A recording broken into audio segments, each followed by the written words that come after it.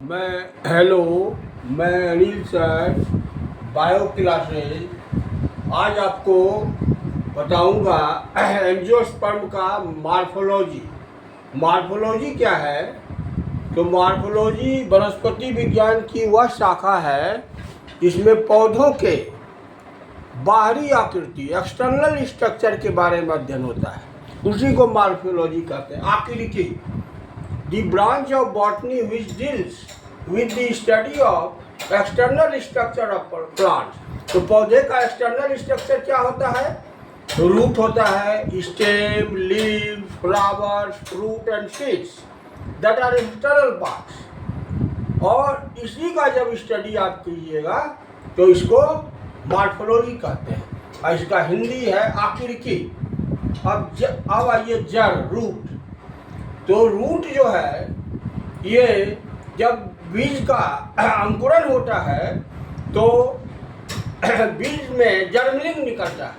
वो जर्मलिंग में रेडिकल और प्लूमूल निकलता है। एक नीचे की ओर जाता है, उसको रेडिकल कहते हैं, उससे रूट बनता है। और एक ऊपर की ओर जाता है टुवर्ड्स दी सनलाइट, और एक जाएगा against the sunlight.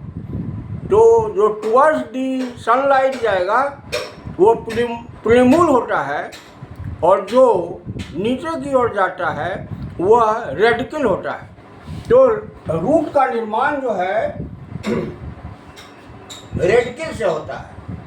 The part of such plant is developed from radicle during germination of seeds and negatively phototropic, यह प्रकाश से दूर रहता है, and grow towards water and soil, पानी और मिट्टी की ओर इसका ग्रोथ होता है।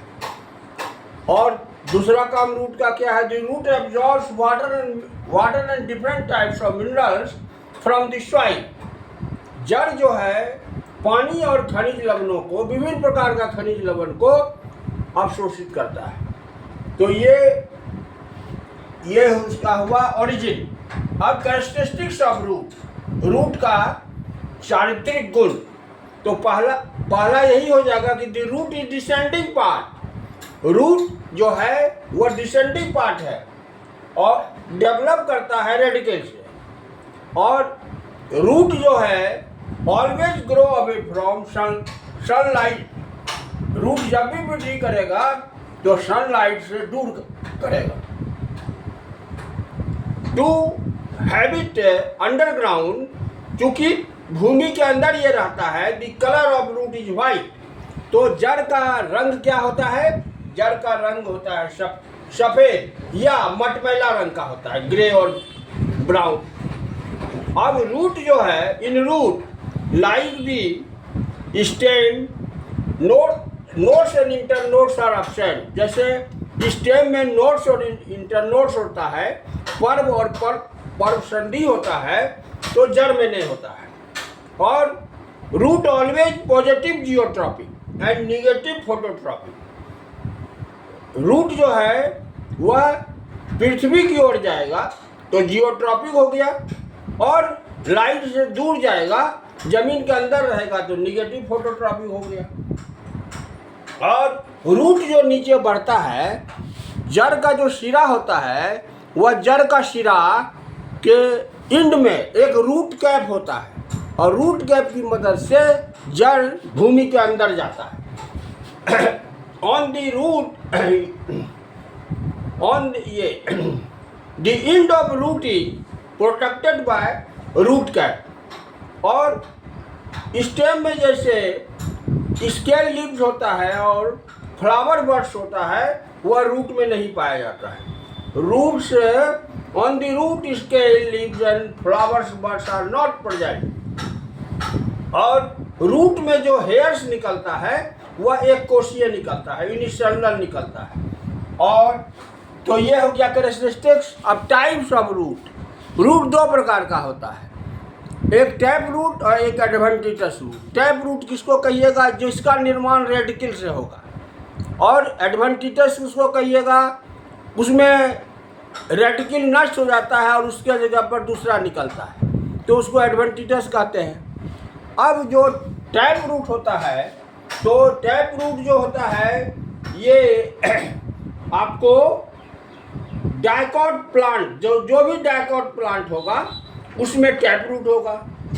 ये डेवलप करेगा रेडिकल से, और इसमें रूट जो होगा तो रेडिकल है तो प्राइमरी रूट बनाया, उससे 5 शाखाएं निकलेगा तो सेकेंडरी रूट हो गया, और सेकेंडरी रूट से फिर जो है तृतीयक जड़ें टर्सरी रूट निकलता है। जैसे मूली आप खाते होइएगा तो मूली में देखते होइएगा कि उसका रूट जो है दांत में लसक जाता है, और रूट का कौन सा भाग जो है हम लोग खाते हैं, ये आता है question, edible part of radish, तो हाइपोकोटाइल उसका हम खाते हैं, हाइपोकोटाइल जो है खाया जाता है। उसके बाद इसमें रूट को मॉडिफिकेशन ऑफ टैप रूट होता है, मतलब जड़ जो है भोजन जमा करने लगता है तो उसमें इसका रूप हो जाता है, जैसे फ्यूजिफॉर्म है तरकुरू, तो जैसे वो बीच में ज़्यादा मोटा और ऊपर और नीचा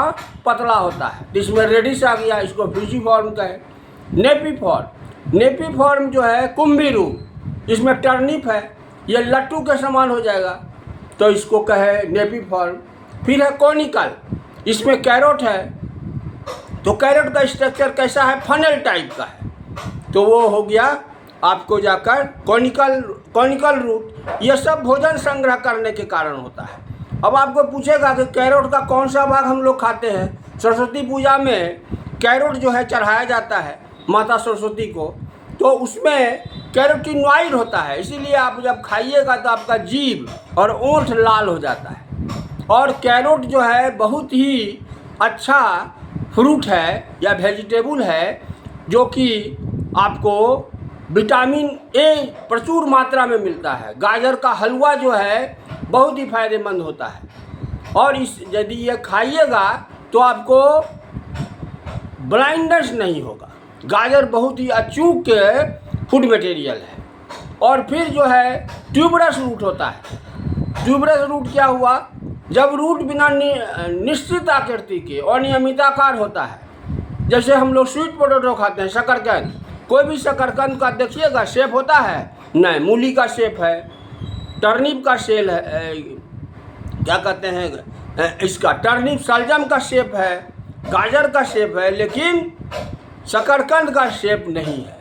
तो ये हो गया मॉडिफिकेशन ऑफ टैप रूट। और नेक्स्ट क्लास में आपको फिर एडवेंटिटस रूट के बारे में बताएंगे।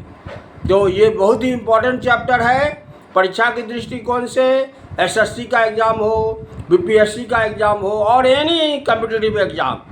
और इसमें यदि आप लोगों को कहीं कोई प्रॉब्लम हो है, नहीं कुछ समझते हैं, तो कमेंट बॉक्स में लिखिए, मैं उसका जवाब देने के लिए तैयार रहूँगा। Thank you.